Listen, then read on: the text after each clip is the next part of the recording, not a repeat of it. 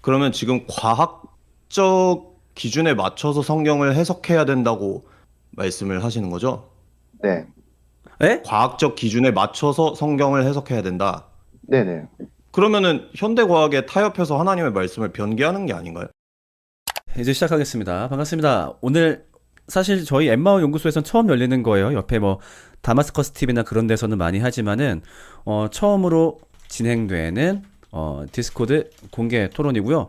그래서 대화 주제는 이렇습니다. 진화론을 인정하면 구원받지 못하는가? 자, 이게 바로 토론의 주제입니다. 자, 일단 이 토론이 왜 열리게 됐는지부터 한번 얘기를 해보자면요. 만약에 창조 과학이 틀렸다고 해봅시다. 근데 창조과학, 그래, 틀린 과학을 믿는다는 이유로 과연 교회 공동체 안에서 욕을 먹어야 되는가? 그 다음에 역시 진화론이 틀린 이론이라고 얘기해 볼게요. 그럼 이 이론을 믿는다는 이유로 교회 공동체 안에서 쫓겨나야 되는가? 라고 제가 얘기를 꺼냈을 때 어떤 분께서 진화론 인정하면 이건 무조건 구원받지 못한다 라고 얘기한 분이 계셨어요. 자, 그래, 그러면은 그 이야기를 한번 공개적으로 나눠봅시다. 그래서 이 토론이 벌어진 거죠. 주의하실 거는요. 자, 뭐 진화론은 과학적으로 옳은가? 혹은 창조과학은 과학적으로 옳은가? 이 토론을 하는 게 아닙니다. 이걸 기대하고 오셨다 혹은 이런 말 하러 오셨다라고 한다면은 여기 적합하지 않습니다. 자, 그럼 본격적으로 시작하겠습니다. 일단 기조연설부터 드릴 텐데요. 기조연설은 다니엘 강님이 준비하셨고 이분의 이야기를 한번 들어보면서 일단 논리를 정리하는 거로 하겠습니다. 제가 마이크 열어드릴게요. 예전에 에스키모인들은 100가지 이상으로 눈을 구별한다는 이야기를 접했습니다. 방금 내리는 눈, 조금 어두운 눈, 단단해 보이는 눈 등 우리 눈에는 하얗다라고 표현될 만한 눈을 다양한 모습으로 구분짓는 것을 접하면서도 놀랍고 세상을 바라보는 시각, 시선들도 다양할 수 있겠구나 생각했었습니다. 하지만 요즘 제 생각은 많이 달라졌습니다. 혹시 에스키모인들이 눈을 제대로 구분짓지 못하면 죽을까 해서 열심히 구분하나 생각이 되어집니다. 깊은 구덩이에 빠지지 않기 위해선 평범해 보이는 눈밭도 주의 깊게 살펴봐야겠죠. 크리스찬으로서 창조론, 진화론에 대한 논란은 어릴 때부터 경험해오는 당연한 생각거리일 것입니다. 크리스찬이 아니라고 해서 이 부분의 논란으로부터 자유롭기는 어렵습니다. 유튜브를 검색하다 우연히 엠마오님의 창조론과 진화론, 그리고 창조 과학에 관한 생각을 듣게 되었습니다. 지금 우리는 모르니 천국 가서 까봅시다. 직접 물어보고 직접 알아봅시다. 제 문제 제기는 여기서부터 시작합니다. 과연 천국에서 까보게 될까? 지옥에서 까보게 될까? 에스키모처럼 제대로 보지 못하면 죽을 수도 있다는 생각을 갖고 이야기를 시작하겠습니다. 먼저 범위를 좁히는 것이 중요할 듯합니다. 제가 이 자리에서 논의할 수 있는 많은 것은 창세기 1장, 2장, 3장을 상징적으로 해석하면 과연 구원받은 자인가 정도로 주제를 다시 받아들이고 싶습니다. 그리고 제 정답은 아니다. 상징으로 해석하면 구원받지 못할 확률이 높다입니다. 문제가 되는 것은 아담의 탄생 부분입니다. 그럼 이야기를 시작하겠습니다. 첫 번째, 원죄에 대한 인식이 없어집니다. 엠마오님이 추천해준 이상희 교수님의 영상들을 보면 440만 년 전에 네 발로 걷던 침팬지의 조상이면서 인류의 조상이 있었고 거기에서 현재 인류가 이어진 것이라고 합니다. 문제는 그렇게 되면 우리 원죄에 대한 발생 기원이 모호해집니다. 우리가 지옥에 갈 수밖에 없는 이유는 죄, 그리고 그 사망, 영원한 하나님과의 분리이고 이거를 해결해주기 위해 오신 분이 하나님 당신이신 마지막 아담 예수라고 성경에서 말하고 있습니다. 중요한 것은 구원받는 조건은 이 죄에 대한 해결이란 점인 것입니다. 하지만 이 구원의 첫째 조건, 죄에 대한 인식을 없애는 것이 진화론이기 때문에 진화론자는 구원을 못 받는다라고 생각합니다. 이상으로 진화론을 인정하면 기독교인이 아닌가라는 주제에 제 생각을 이야기해 보았습니다. 성경의 첫 장부터 밑장 빼기로 보게 되는 진화론을 인정하면 성경의 마지막까지 하나님의 권위, 사랑, 그분의 계획을 알 수 없고 이는 그분의 자녀가 아님을 스스로 인정하는 것이므로 구원이 없다라고 결론 내리겠습니다. 저희 담에색님 한번 등판하시죠. 제 말 끝나면 등판하신다고 하셨으니까 담에색님 어떻게 맞다이로 등판하실래요? 아니면 1대1 그냥 항목 반박으로 하실래요? 일단 마이크 열었고요. 맞다이로 듣고 싶은데 담혜생님의 말씀을. 시작을 하기 전에 하나 여쭤보고 싶은 게 꼭 자기가 가지고 있는 스탠스로 대화를 해야 되나요? 그럼 뭐 남의 스탠스를 이용할 겁니까? 아니, 토론의 풍성함을 위해서 그래요. 제가 꼭 믿고 있지 않는 네. 내용으로도 대화를 해보면은 좀 보시는 분들이 재밌지 않을까. 그래요. 그러면 어떤 그런 생각이 들어서 토론의 이제 재미를 대화하시는 위해서 다니엘 님도 거기에 동의를 해주시면 동의합니다. 네, 다른 스탠스를 가지고 한번 일종의 역할극을 이야기를 하시겠다 이제 해보도록 그런 하겠습니다. 말씀이시죠. 일종의 역할극처럼. 예, 그리고 나서 뭐 이 토론이 길어지면은 제 스탠스를 가지고도 시청자가 만약에 없다면 네. 해볼 수도 있겠고요. 지금은 일종의 토론의 풍성함을 위해서 이제 다른 스탠스로 좀 이 얘기를 해보도록 하겠습니다. 좋습니다. 자, 저는 이 토론 자체를 보면서 굉장히 답답함을 느꼈어요. 우리는 지금 진화론이냐 뭐 그런 거를 물을 때가 아닙니다. 제가 보기에 지구가 둥글다고 생각하거나 지구가 태양을 돈다고 믿는 모든 사람들은 성경을 변개하고 있습니다. 유신진화론자는 물론이고 지금 토론 중이신 다니엘 님도 둥근 지구론과 타협한 사람이며 지옥에 갈 수 있다고 말을 하고 싶습니다. 자, 여기에 대해서 근거를 좀 드리고 싶은데요. 평평한 지구를 말하는 성경 구절이 굉장히 많습니다. 자, 몇 가지만 소개를 해볼게요. 자, 이사야 40장 22절에 하나님께서 땅 위에 궁창이라는 돔에 앉으셨다는 표현이 나옵니다. 자, 그리고 욥기 26장 10절에 수면에 경계를 그으시니 빛과 어둠이 함께 끝나는 곳이니라. 요한계시록 7장 1절에 이 일 후에 내가 내 천사가 땅에 내 모퉁이에서 선 것을 보니 라고 얘기를 합니다. 내 모퉁이가 있다는 거죠. 대각선으로. 자, 시편 104편 5절에 땅에 기초를 놓으사 영원히 흔들리지 않게 하셨나이다. 자, 이거는 지구가 태양을 돌고 있다는 그런 변개된 말씀과는 굉장히 차이가 있는 말이죠. 자, 역대상 16장 30절 온 땅이여 그 앞에 떨지어다 세계가 굳게 서고 흔들리지 아니하는도다. 자, 이거를 비유로 해석할 여지는 없어요. 역대상은 역사를 기록한 문서이기 때문입니다. 굉장히 더 많은데 한 개만 더 얘기를 하겠습니다. 욥기 37장 18절에 그대는 그를 도와 구름장들을 두들겨 넓게 만들어 녹여 부어 만든 거울같이 단단하게 할 수 있겠느냐. 자, 하나님이 창조의 원리에 대해서 욥에게 설명해 주시는 부분이죠. 이거를 영어 성경으로 보면 이 구름장이라는 거는 스카이입니다. 하나님이 스카이를 두들겨서 넓게 펴서 이제 창조를 했다는 거죠. 여러 가지가 더 있는데 일단 지루하실까봐 여기까지 하고, 자, 이것들은 다니엘님께서 발제해서 말씀하신 것 같이 뭐 예수님은 어린 양이다 이런 직설적인 비유법이 아니에요. 철저히 창조 원리와 사실에 대해서 서술한 구절들입니다. 특별히 뭐 이 중에서 계시록이나 이사야 구절들의 경우에는 굉장히 중요한 언약의 완성 구절입니다. 이런 부분들을 비유적으로 해석할 여지는 없고, 또 다니엘님께서 이렇게 말을 하셨죠. 자, 내 머리로 이해되고 과학적으로 설명되는 부분만을 취하고 이해 안 되는 부분을 버린다고 하면 궁극적으로 성경 말씀이 우리에게 주어진 이유를 알 수 없습니다. 이렇게 말씀하셨고요. 또 하나님의 권위를 땅에 떨어뜨리는 일이다. 성경이 각 시대에 따라서 서술됐고 시대에 맞게 수신자들의 손에 들렸다. 이런 생각은 하나님의 영존하심과 영속하심, 전지전능하심의 반기를 드는 행동이라고 생각한다. 저도 마찬가지로 지구를 둥글다고 말씀하신 이 명확한 구절들을 무시하는 처사는 하나님의 전지전능하심의 반기를 드는 행동이라고 생각을 합니다. 부디 눈을 제대로 구분하지 못해서 빠져 죽는 에스키모인이 되지 않기를 바라겠다는 말입니다. 이상입니다. 네, 좋습니다.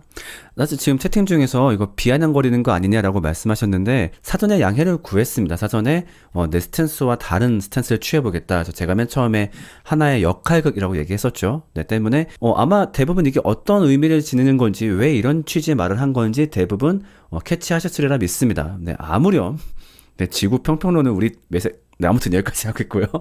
자, 여기에 대해서 한번 의견 들어보겠습니다. 우리 다니엘 강님. 저도 담혜생님 말씀 이거 뭐 유튜브에서 싸움 많이 나는 부분이잖아요. 결국 근데 저는 이 부분에서 원죄에 대한 이야기가 있는지가 궁금해요. 이 지금 말씀하신 담혜생님이 언급하신 성경 구절에서 원죄를 지적하는 부분이 있나요? 아니요, 창조의 원리에 대해서 얘기를 하고 있기 때문에 그러니까 말씀하신 원리는- 게 창세기를 먼저 이제 상징으로 얘기를 하면 아니요. 저는 나머지 성경은 어떻게 믿느냐라고 얘기를 하셨잖아요. 저는 똑같이 이 문자들이- 구절들을 네. 이것만 마무리할게요. 네. 제가 발언 중에 말씀을 드렸듯이 이 안에 있는 계시록 구절이나 이사야서 구절의 경우에는 언약의 성취된 모습을 말하는 굉장히 중요한 구절들입니다. 그렇기 때문에 이게 뭐 원죄냐 아니냐 이렇게 얘기를 할 게 아니고요. 처음부터 말씀을 하신 게 원죄의 문제 때문에 진화론은 믿으면 안 된다 이렇게 말씀하신 게 아니잖아요. 아니요. 저는 담혜생님이 좀 캐치를 못했다고 생각하시는 게 저는 원죄에 대한 부분이에요. 이거 지금 시적인 표현이잖아요. 어떤 게 제가- 시적인 표현이죠? 지금 말씀하신 언급한 건 다 시적인 표현이잖아요. 그렇게 주장하는 근거가 뭐예요? 성경에 있잖아요. 이거를 그대로 받아들이는 사람이 있을까요? 그걸? 잘 보세요. 만약에 크레도스라는 말이 있잖아요. 내 신장을 드린다. 이거 신장 드린 사람 없잖아요, 성경에. 자, 제가 네. 언급한 구절들은 그런 식의 비유가 아니라고 말씀을 드렸습니다. 그러니까 왜 비유가 아니라고 본인 생각이죠. 원죄에 대한 얘기가 없잖아요. 원죄에 그러니까 대한 네가- 내용이 있어야지 비유가 아니고 사실 서술인 건가요? 원죄 때문에 죽고 사는 게 결정되는데 왜 비유를 결정하세요, 여기서? 역대상 구절의 경우에는 역사적인 서술이라는 거 인정하시죠? 역사적 사실에도 상징이 비유가 들어가죠. 역사적 사실에 시가 안 들어가나요? 뭐가 상징이고 뭐가 비유인지 그러니까 누가 결정하냐고요? 본인의 주관으로 결정하시는 건가요? 하나님이 결정하시죠. 제가 처음에 얘기했잖아요. 알파, 오메가, 성령. 그러면 본인이 하나님의 위치로서 결정을 하신 건가요? 받아들이는 사람 성령님이 안에 있으면 알아들을 수 있겠죠. 그러면은 자, 잠시만요. 다니엘 본인은 형님. 성령님의 안에 있어서 네. 해석이 되고 네. 다른 분들은 전부 성령이 없어서 그런 구분을 하지 못한다. 네, 이렇게 잠시만요. 말씀하시는 거죠. 자, 잠시만요. 다니엘님 지금 조금 위험했어요. 지금은 논리적 반박하는 게 아니라 자칫 상대방에 대한 인신 모독이 될 수 있어요. 네. 담에생님이 여쭤보시는 거는 그러니까 지금 말씀하신 담에생님이 제시하신 부분은 시적으로 바라봐야만 한다. 거기에 대한 근거가 조금 필요할 것 같거든요. 이 부분부터 말씀을 좀 부탁드릴게요. 저는 지금 계속 댓글에서 그렇고 저를 문자주의자라고 받아들이고 계시거든요. 맞아. 그렇게 보는 건 잘못된 거예요. 저도 알았어요. 그러니까 잠시만요. 네, 댓글 쓰지 마시고. 제가 네. 한 개만 여쭤보겠습니다. 한 개만 네네. 여쭤보겠습니다. 지금 다니엘님께서 네. 문자적으로 봐야 한다. 그리고 비유와 상징으로 보면 안 된다. 그렇게 하면 큰일 난다. 심지어 지옥에 간다. 라고 네. 주장하는 그런 구절들과 제가 네. 제시한 구절들을 명확히 구분할 수 있는 근거가 있나요? 원죄. 말씀해 주세요. 원죄. 그렇다면은 제가 아까 말씀드렸듯이 원죄와 관련 없는 구절들은 비유와 상징으로 봐도 된다는 얘기이신 거죠? 그렇죠. 굳이 그것 때문에 그렇다고요? 그냥 지옥 가나요? 네. 원죄와 상관없는 부분들은 비유와 상징으로 전부 해석을 해도 된다. 이거는 제가 본인 본 책임이죠. 그리스도인 중에서 가장 진보적인 레디컬한 주장이거든요. 그래도 상관없는 게 본인 책임이잖아요. 무슨 본인 말씀인지 책임. 모르겠어요. 본인 책임. 원죄와 관련 없는 구절을 비유와 상징으로 보면 본인 책임이잖아요. 그러니까 지금 그러면 안 된다고 말씀을 하시는 거예요? 아니면 그래도 된다고 말씀하시는 거예요? 책임을 져야 된다는 건 그러면 안 된다라는 스탠스이신 거잖아요. 본인은 어떻게 하고 싶은데요? 아니, 그 본인의 자꾸 그- 본인 얘기하지 마세요. 아니, 그건 자꾸 인식을 다니엘 되니까. 강님께 여쭤보는 겁니다. 어떠한 기준으로 그것을 나누느냐 물어봤는데 원죄에 관련된 구절은 이제 문자적으로 해석을 해야 되고 원죄와 관련이 없는 구절들은 전부 비유적으로 해석을 해도 된다고 지금 발언을 하셨어요. 왜 전부를 넣으신지 이해가 안 돼. 전부를 넣은 이유는 지금 비유적으로 해석을 해도 되냐, 문자적으로 봐야 되냐라는 기준을 원죄로 제시를 본인이 하셨기 때문입니다. 네. 자기 생명에 달린 거를 비유라고 얘기할 수 있나요? 그러면 원죄와 관련이 없는 다른 모든 구절들은 생명과 관련이 없나요? 예를 들어서 부활 네. 이런 것들은 우리의 생명과 관련이 없는 구절들인가요? 생명에 관련이 있죠. 그러니까 현실적으로 믿죠. 근데 왜 비유적으로 해석을 해도 돼요? 전부다라고 안 했잖아요. 본인이가 전부다라고. 아니요, 방금 기준을 말씀을 하셨잖아요. 본인이 몰아가고 싶은 비유적으로 거예요. 해도 되냐 안 되냐의 기준을 원죄와 관련이 있어야 하면 하냐 안 하냐 이렇게 지금 저에게 기준을 주셨잖아요. 본인의 생명에 관련된 거죠. 원죄가 생명에 관련된 거잖아요. 부활도 생명에 관련된 거고. 분명히 지금 다니엘 강님도 억울하신 게 다니엘 강님께서 문자주의가 아니시잖아요. 그렇죠? 네, 네. 분명히 다니엘 강님도 나도 그러니까 문자적으로 볼 부분과 상징적으로 볼 부분이 있다고 생각한다. 이 말씀이잖아요. 그 담에생님이 여쭙고 네네. 싶은 거는 그렇다면은 그 기준은 무엇인가? 라고 했을 때 네. 그 다니엘 강님이 맨 처음에 원죄와 관련된 것이 기준이다. 그러니까 네. 이 말씀은 원죄와 관련이 있으면 상징적으로 보면 안 되고 관련 없으면 봐도 된다. 이렇게 말을 하셨어요. 네. 그렇죠? 자, 그래서 담에생님이 네. 그럼 진짜 관련 없으면은 원죄와 관련 없으면 상징적으로 봐도 되냐? 라고 하니까 네. 다니엘님이 봐도 된다. 근데 책임은 본인이 져야 된다. 이거는 사실 그렇게 보면 안 된다라는 말씀이시잖아요. 그러니까 그게 일단 처음에 헷갈렸고요. 그러니까 네. 원죄와 관련이 없으면 상징적으로 봐도 됩니까? 안 됩니까? 그것만 먼저 듣고 싶어요. 저는 그러니까 원죄가 죽음에 이르는 거잖아요. 네. 죄의 싹은 사망할 때 그 죄에 관한 건데 네. 사망에 관한 것이고 그렇기 때문에 상징적으로 보면 안 되는 부분이 있는 거예요. 창세기는. 네, 그러니까 원죄와 관련 없으면 그렇게 봐도 됩니까? 안 됩니까? 상징적으로 봐도 됩니까? 안 됩니까? 잠시만요. 원죄와 생명과 관련된 거죠. 그러니까. 네, 그러니까 여기서 부활, 봐봐요. 자꾸 그러니까 헷갈리는 게 네, 왜 네. 부활을 또 얘기하셔서 그러니까 그 왜 부활은 났는지 말씀드릴게요. 네네. 봐봐요. 사회자님, 아, 네. 죄송한데 하나만 여쭤볼게요. 아, 오케이. 좋아요. 네. 좋아요. 하나만 여쭤볼게요. 다니엘님께. 네. 창세기 1장의 원죄에 대한 얘기가 나오나요? 시작에 대한 얘기가 나오죠. 창세기 1장의 원죄에 대한 얘기가 나오냐고 여쭤봤습니다. Yes 원죄의 or no. 시작에 대한 게 나오죠. 창세기 1장의 원죄에 대한 내용이 명시적으로 나오지 않죠. 아직 등장하지 않죠. 네. 그럼 본인이 세우신 비유와 문자적 해석의 기준에 따르면 창세기 1장은 비유로 봐도 되나요? 아니요. 왜 안 되죠? 원죄랑 관련이 있잖아요. 원죄랑 어떻게 관련이 있는데요? 창세기 그러니까 1장에서 지금- 어떤 것을 발견할 수 있나요? 원죄와 관련된. 지금 아니, 그 죄가- 구절을 제시해 주세요. 어떤 게 왜 원죄와 관련이 있는지 창세기 1장만 놓고 봤을 때. 왜 제시해야 돼요? 지금 토론 중이니까요. 저는요, 지금 말씀드리는 게, 침팬지가 있어서 사람이 됐다는 원죄를 얘기 못 한다는 거예요. 아니요, 저는 그런 얘기를 하는 게 아니라 저는 근데 지금 지구 평평론자로서 토론에 참여하고 있는 겁니다. 네. 저도 당연히 침팬지 그런 거를 이 토론의 목적에 맞게는 전혀 이제 동의하지 않고요. 유신진화론의 스탠스로 대화를 하는 게 아니에요. 저는 단지 왜 지구 평평론에 관련된 이 구절들을 굉장히 중요한 구절들인데도 불구하고 왜 자의적으로 자꾸 비유와 상징으로 해석하시냐는 거예요. 그거에 대한 근거를 첫 주시면 번째는- 됩니다. 첫 번째는 그게 평평하다는 거는 지금 과학적으로 안 보이잖아요. 그죠? 과학적으로 그러면 지금 과학적 기준에 맞춰서 성경을 해석해야 된다고 말씀을 하시는 거죠? 네. 에? 과학적 기준에 맞춰서 성경을 해석해야 된다. 네네. 그러면은 현대 과학에 타협해서 하나님의 말씀을 변개하는 게 아닌가요? 아니죠. 그러니까 그게 저는 지금 이분법이 되게 싫은 거예요. 설명을 지금 해주세요. 지구가 동그랗다는 거는 현대 뭐 갈릴레오 이전 이후가 아니라 원래 고대 그리스도 알고 있었잖아요. 보이는 아니요, 현상이잖아요. 반대하는 사람도 많았고 지금 평평한 지구 학회에 과학자들도 많이 있습니다. 그러니까 그거는 책임이 그들이 그 나름대로의 근거들이 있고 굉장히 그러니까- 미심적인 부분들이 많아요. 지구가 둥글다는 거에 대해서는. 그리고 결정적으로 하나님께서 그렇지 않다고 얘기를 하셨는데 왜 본인에 마음대로 대한- 변개를 하시는 건지 잘 모르겠습니다. 본인이 책임을 지는 거죠. 무슨 그걸 책임을 지죠? 선택한 거에 대해서. 그러면은 했잖아요. 그러면 다니엘님께서는 젊은 지구론을 과학을 무시하고 선택한 거에 대해서 어떤 책임을 지실 건가요? 어떤 책임을 져야 될까요? 그걸 제가 여쭤보는 거잖아요.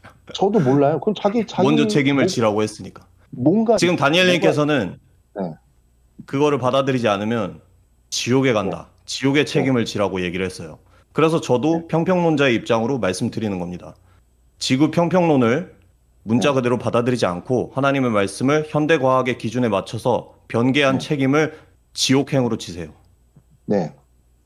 지실 근데 건가요? 아니 저는 지금 이해가 안 되는 게 침팬지에서 사람 분류되는 게 발견됐나요? 아니요, 그 얘기는 근데- 저는 하지도 않았고 저는 그러니까요. 지금 그거를 동의하는 입장으로 토론에 참여한 게 아닙니다. 저는 어차피 과학적으로 얘기할 존재도 아니지만 그런 지식도 없지만 지금 시작이 진화론을 믿으면 구원 못 받는다. 그러니까 진화에 대해서 얘기를 할 때 창세기 1, 2, 3장이 되게 중요한 파트잖아요. 이거를 상징으로 받아들이면 침팬지가 인간과 공동 조상이 있었다라는 말도 될 수 있다는 뜻이라는 거죠. 그러면 지옥 갈 수 있다는 거예요.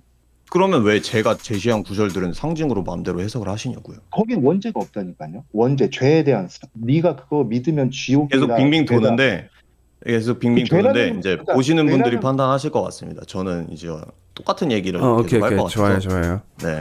네네. 저는 일단 이제 평평론자로서는 이제 이쯤 마무리하고 물러가도록 하겠습니다. 네. 좋은 대화였습니다. 좋았어요.